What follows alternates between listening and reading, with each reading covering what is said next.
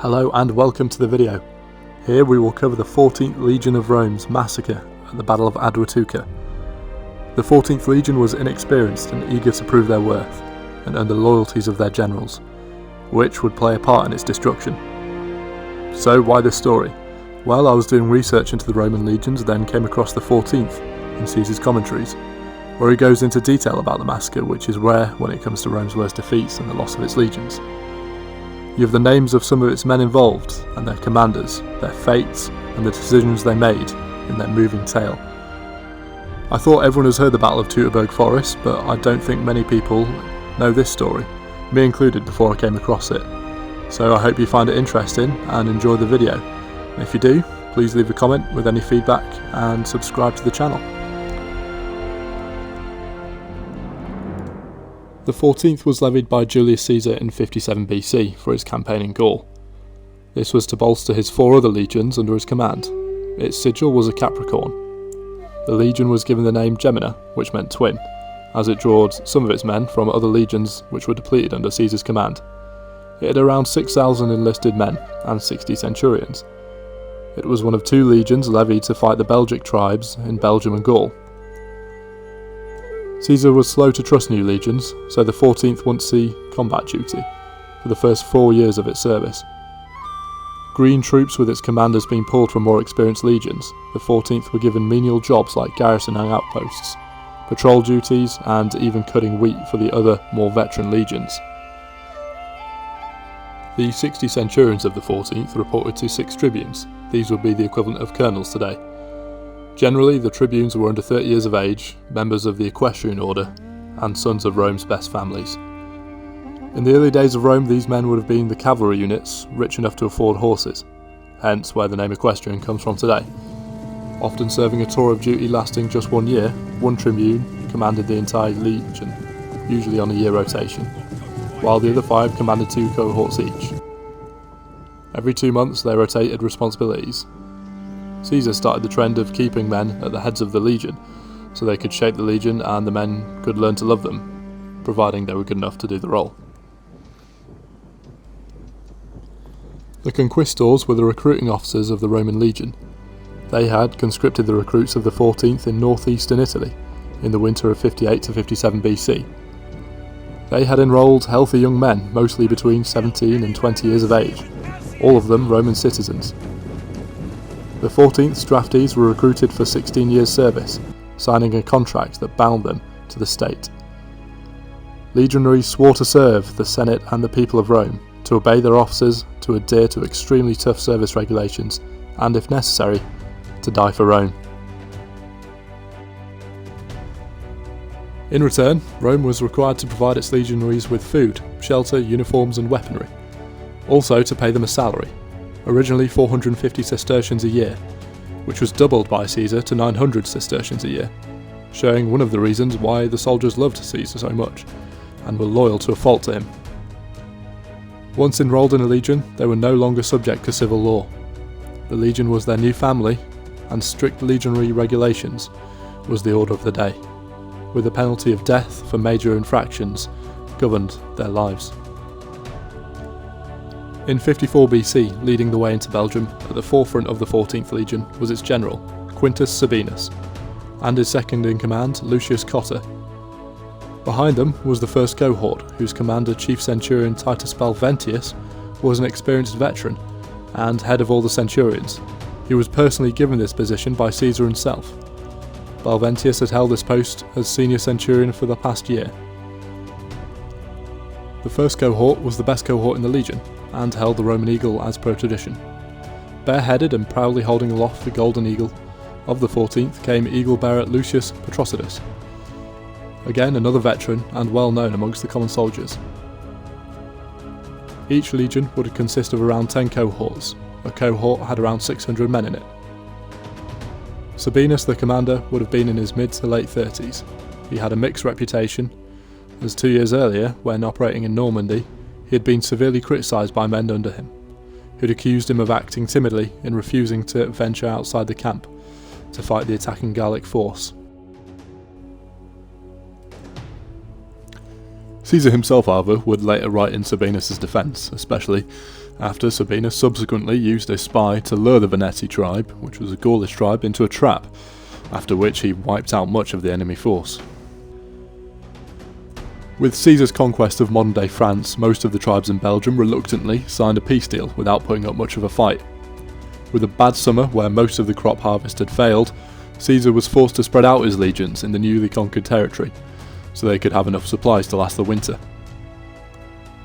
The 14th was heading from the Pal de Calais to the Gers River in central Belgium, into an area where Caesar had recently signed a peace treaty with the tribes, so it would be classed as friendly territory.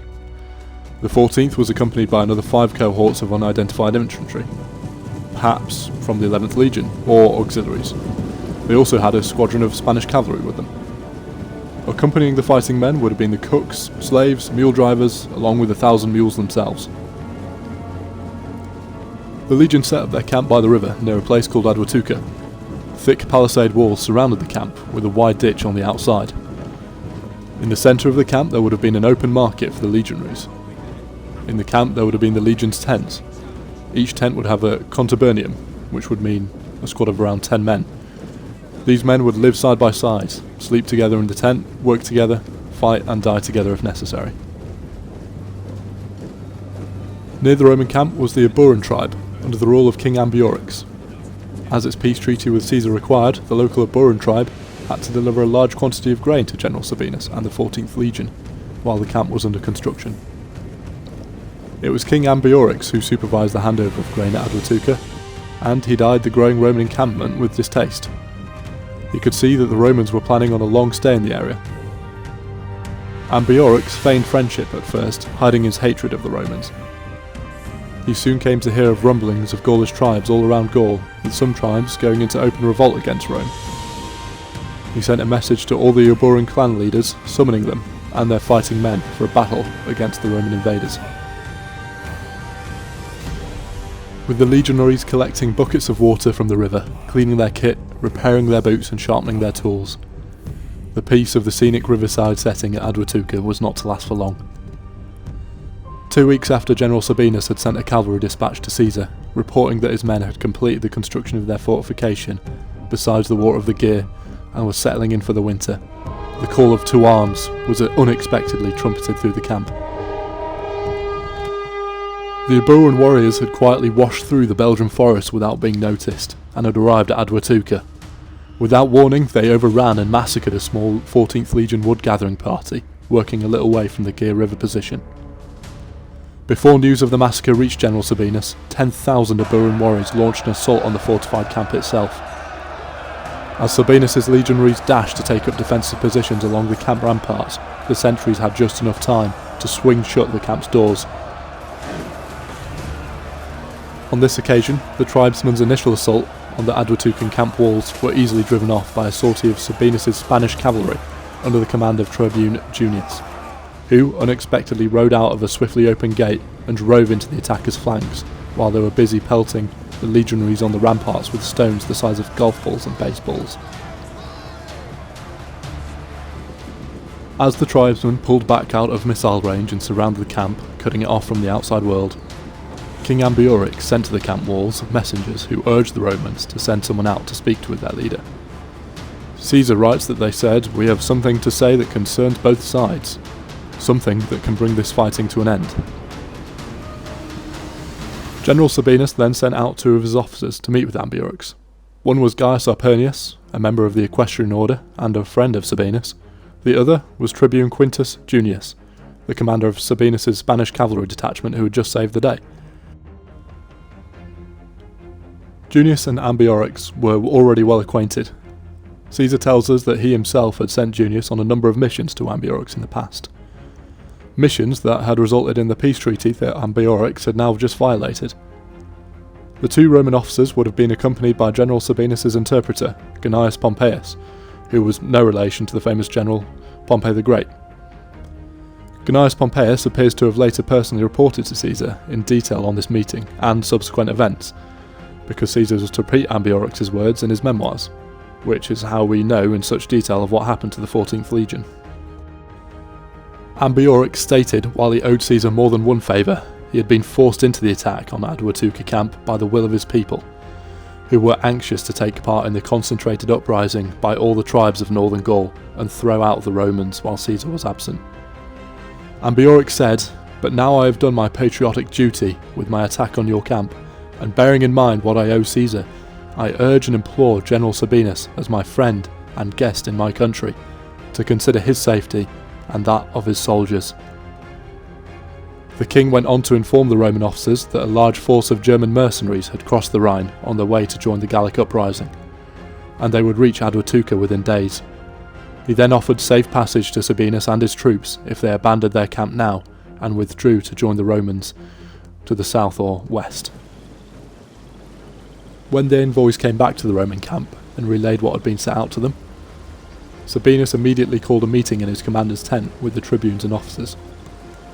The officers attending this meeting included Sabinus' deputy, General Cotta, the cavalry commander, Tribune Junius, also Tribune Arpernius, and 5 other tribunes of the 14th, as well as 5 commanders leading the other unidentified cohorts.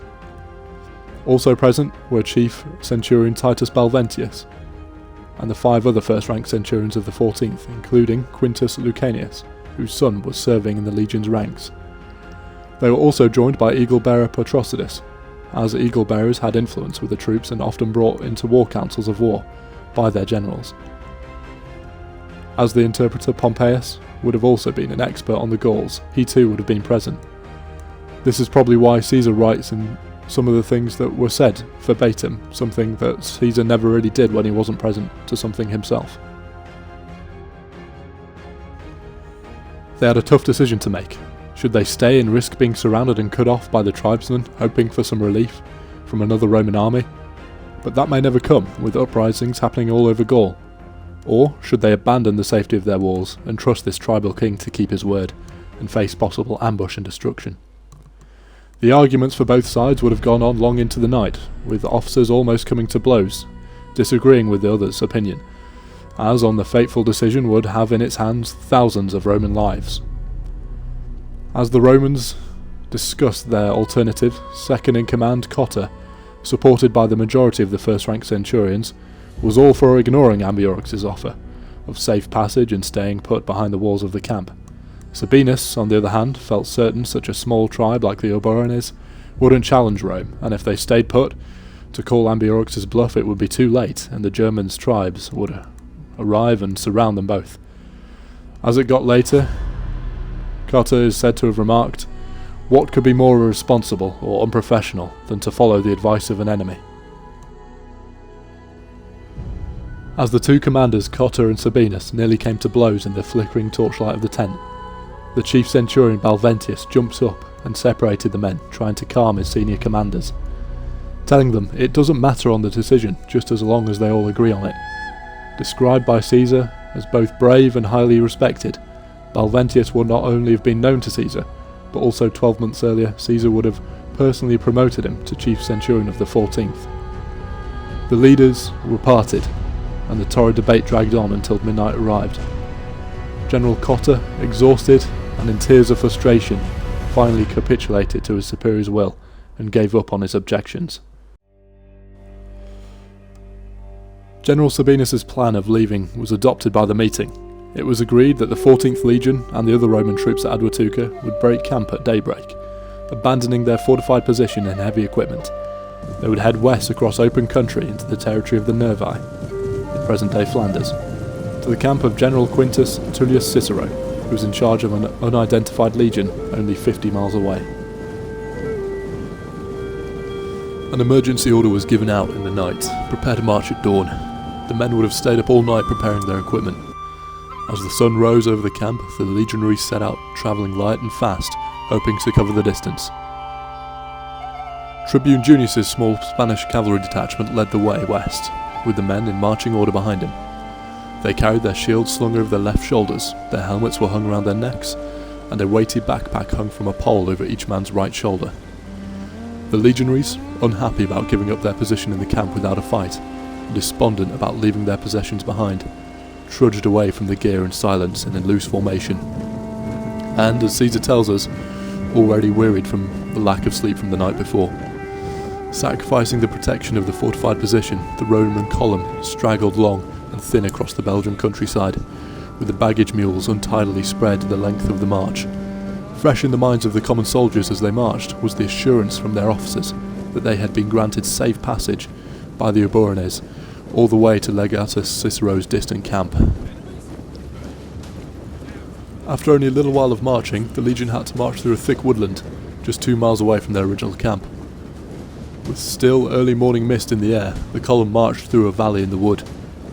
And with the advanced elements about to climb up a hill and out of the valley, thousands of yelling, threatening, armed Eburoan tribesmen sprang from the trees and barred their way. At the same time, thousands more sprang from concealment in the Roman rear. The column was caught between 2 ambushing forces, and Boiorix himself appeared at the head of one and waved his countrymen forward. The excited yells and blood-curdling war cries, the Eburons rushed to the attack. Soon, the Romans were fighting for their lives, both the front and rear of the column.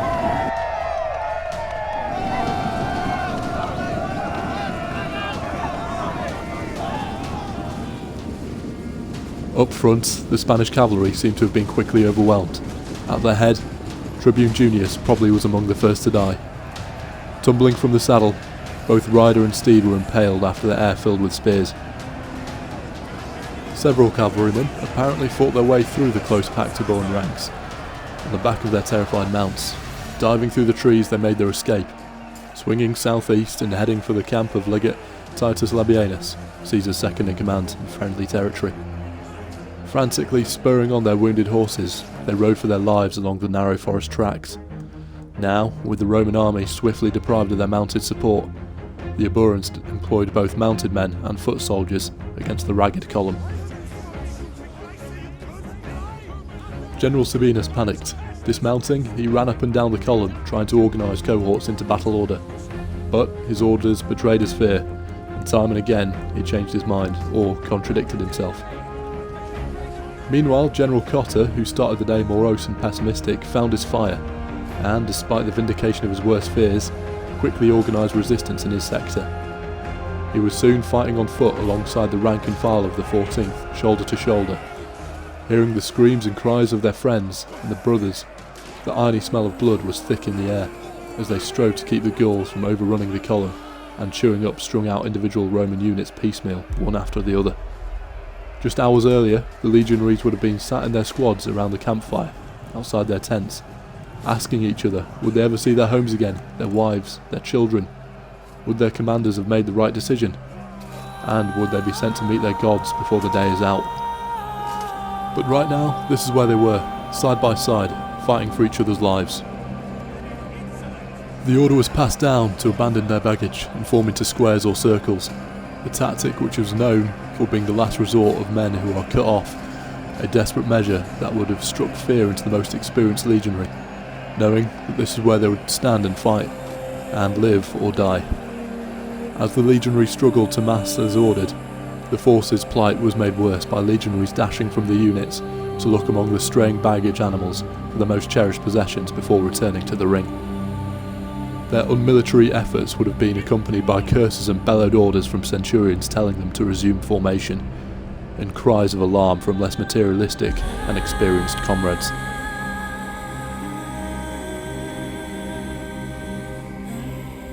Some of the men hoped the Gauls would be lured away by the unguarded loot, but Ambiorix and his chieftains told the men to stay in the fight, as there would be plenty of more loot and plunder once all the Romans were dead. Which the men obeyed and surrounded the cut-off groups of legionaries. The battle raged all through the morning. The 15 cohorts formed side by side in circular formation, with the wounded and non-combatant mule drivers and personal servants in the centre of the circles. They found themselves surrounded and increasingly hemmed in by the Gaulish horde. With each passing hour, more and more men of the 14th went down, many with crippling leg injuries that left them unable to stand as spears were jabbed under the protection of their shields. The circle grew smaller, the number of legionaries able to offer resistance grew fewer, as the Gauls rushed forward, threw their slings and spears into the Roman lines.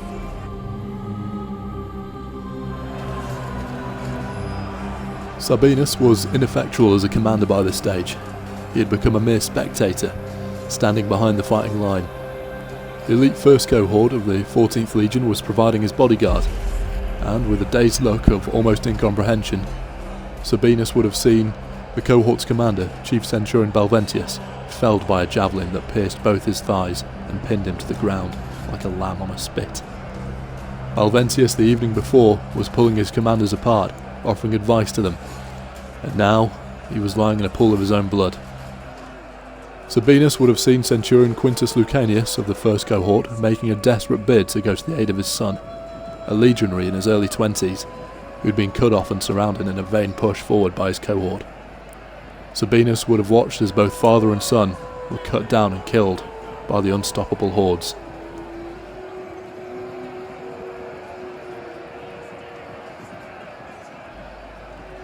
Sabinus would have seen General Cotta go down, dropping his sword and shield and sagging to his knees, hit by a slinger's stone likely to have been as big as a baseball, which, Caesar says, hit him in the middle of the face, as he urged a cohort forward at the charge to break out. As Roman hands reached out to help him, Cotta pulled himself up to his feet, dazed, with blood streaming down his face. He would have ripped off his helmet to determine the damage, as subordinates crowded around him and a servant tried to stem the bleeding. Pushing the man away, ignoring the blood, with a ringing head and a blurred vision, General Cotta slipped the elbow strap of his shield back into place, taking a firm grip on the handle, took up his sword once more, and seeing the anxious look of his men around him, told them in no uncertain terms to worry about the enemy and not him. Caesar says that despite his wounds, Cotta soldiered on, continuing to rally his men, no doubt mixing encouragements and expletives with alternate breaths.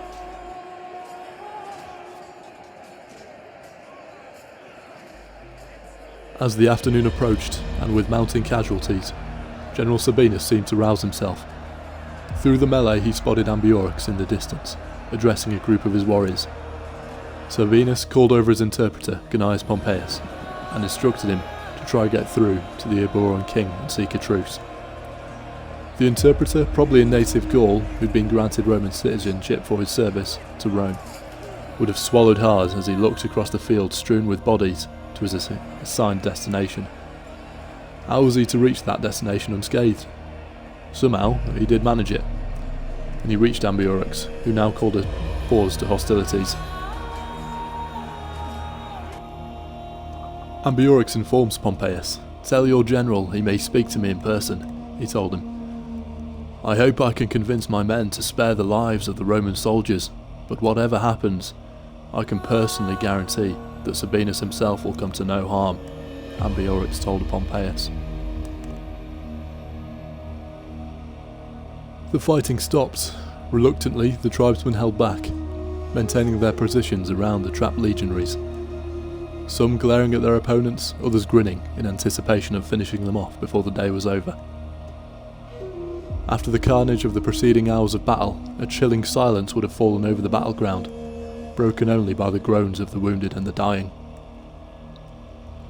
After Pompeius had brought Sabinus the Eburoan king's response, Sabinus sought out the wounded General Cotta. He proposed to his deputy that the pair of them should go to Ambiorix to beg for their lives and that of their troops. Cotta stubbornly refused to budge, saying, "I will not go to discuss anything with an enemy who has not laid down his arms," the bloody general declared. Sabinus summoned what centurions and legates he could still standing, and they pushed their way through the circle, stepping over the dead and dying soldiers. Interpreter Pompeius would have been close on his general's heels, despite any misgivings they may have had. The general's subordinates could not disobey a direct order. The tribunes and centurions followed in Sabinus' footsteps. True to his convictions and his mistrust of Ambiorix, General Cotta resolutely held his ground, remaining behind with his troops. The Roman general meekly lay aside his shield and removed the sword belt that hung round his right shoulder, and dropped it to the ground.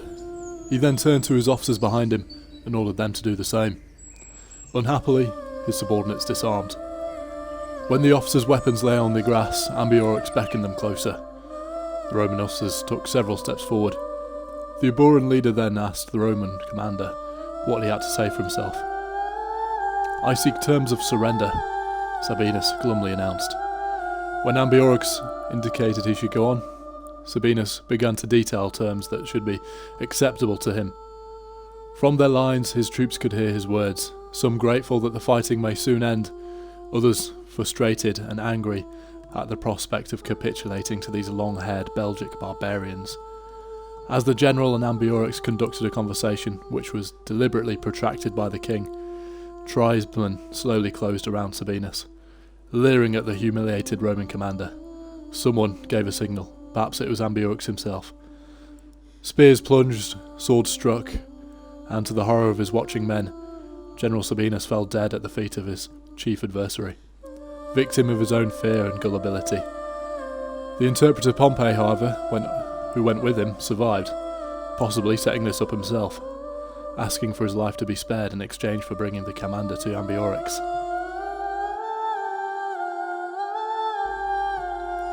The abhorrent hordes let out a fierce, victorious bellow, their customary shout of triumph, Caesar called it. And even as the disarmed Roman tribunes and centurions turned and made a desperate lunge for their grounded weapons, the Gauls let out another guttural cry and charged forward. The defenceless officers were mown down and brutally murdered.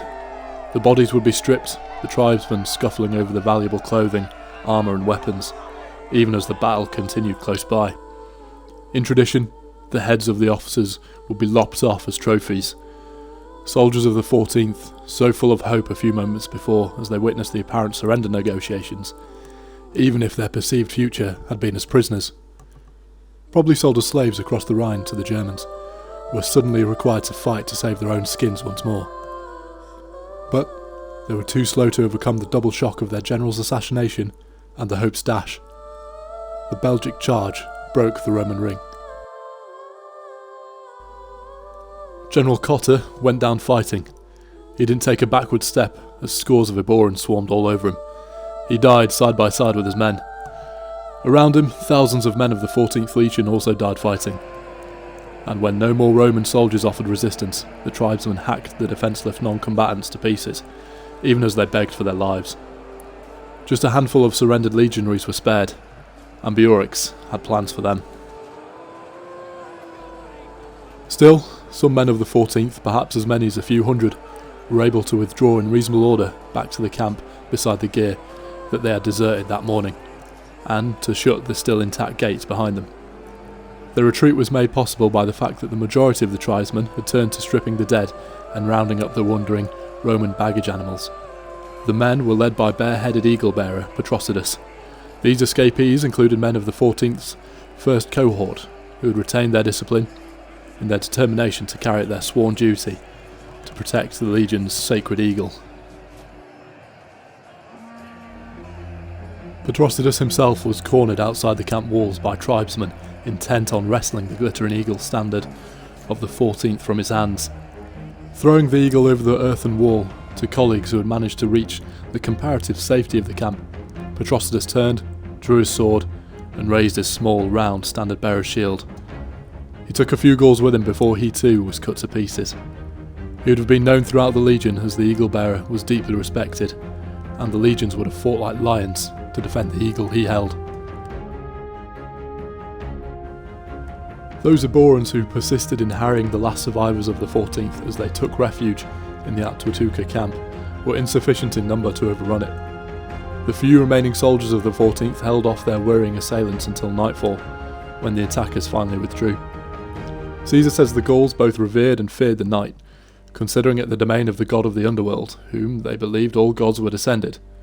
By the Gallic calculation, the old day ended at the sunset, and the new day began at the arrival of night, so that the Gauls spoke of the passing in time not in terms of days, as the Romans did and as we do, but in terms of nights.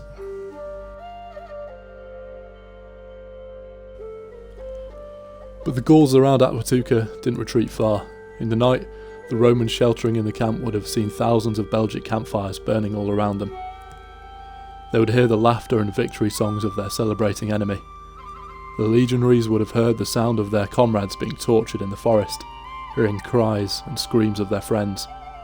The leaderless legionaries, seeing that all hope was gone, that no relief column would be coming to save them, and determined not to allow themselves to be captured by the treacherous enemy and to be tortured or sold into slavery, entered into a grim pact. The next day, the Eborans who renewed the assault on the camp beside the gear found no answering fire coming from the ramparts. Of the Romans who had taken refuge there the previous night, there was no sign of them. Tribesmen were soon warily scaling the undefended walls. Once inside the silent camp, they discovered the reason for the lack of resistance. The fortress was occupied by a garrison of corpses. Every last proud legionary of the 14th had fallen on his sword and committed suicide in the night. Falling on their sword was the form of suicide for soldiers and the commanders of Rome. The fight for the 14th was now over. A legion that had been raised by Caesar had now met its grisly fate. Legate Titus Labienus was the first to hear of the extermination of the 14th Legion. Caesar describes how several survivors managed to escape from the battle during the day and find their way south to the post of Labienus's on the Luxembourg border. Labienus, in his late 30s, a wealthy noble from eastern Italy and a very astute general, sent Caesar a detailed written account of the fate of Sabienus and his force, which he obtained by interviewing these escapees. Yet for Labienus and subsequently Caesar to be in possession of details of all Ambiorix's conversations with the Romans and the leadership at Atuatuca, from the initial parley to the surrender negotiations in the woods, it is known that the interpretator Pompeius must have survived possibly through treachery or just luck.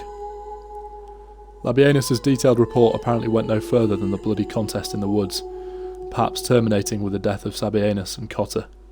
Shocked and angered by the news that he had lost upward of 9,000 officers and men at Atuatuca, Caesar let his hair and beard grow in mourning, as Romans did after a close relative died, and vowed to revenge himself upon Ambiorix and his people.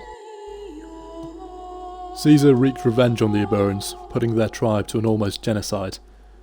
And what of Ambiorix? Well, he escaped over the Rhine into the lands of the Germanic tribes, never facing the Romans again, and the Romans failing to bring him to account.